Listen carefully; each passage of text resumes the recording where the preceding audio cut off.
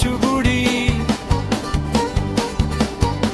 दुई तिरको किच किचले सुकिसक्यो बुढी लाउना यतामा कराउँछिन् उता बुढी रिसाउँछिन् बिचमा पर्यो यो गरिब बिचरालाई फसाउँछिन् मेरो हालत भयो साथी मादल जस्तै बज्ने न यताको न उताको कहाँ गएर भाग्ने आइया स्यान्डो बिच भयो जिन्दगी अफिसबाट थकी आयो सोच्छु शान्ति मिल्छ ढोका खोल्यो घर भित्र त महाभारत चल्छ आमा भन्छन् तरकारीमा आज नुन नै लागेको छैन बुढी भन्छन् त्यसो भए आफै पकाउनुस् मैले ठेक्का लिएको छैन महत चुप लाग अनि दुवैजना कराउँछन् त चुप लाग भन्दै मलाई किचनबाट हराउँछन् दाल भात खाऊ कि पिज्जा खाऊ पेटमा मुसो दौड्यो बिहे गरेर साथी हो ठुलो आपत आइ पर्यो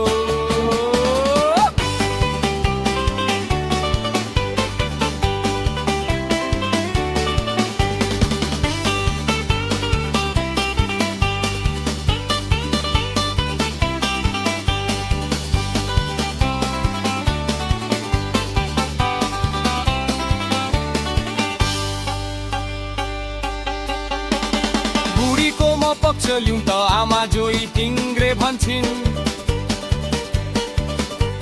सानो मैले हुर्काएको बिर्सिसे भन्दै रुन्छिन्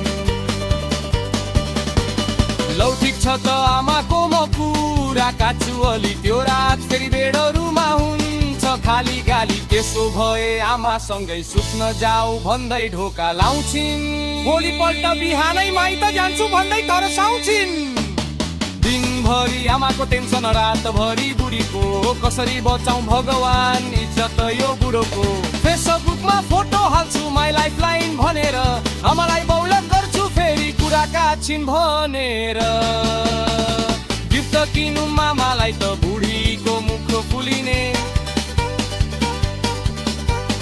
बुढीलाई मात्र किनौँ भने आमाले पाप बोल्ने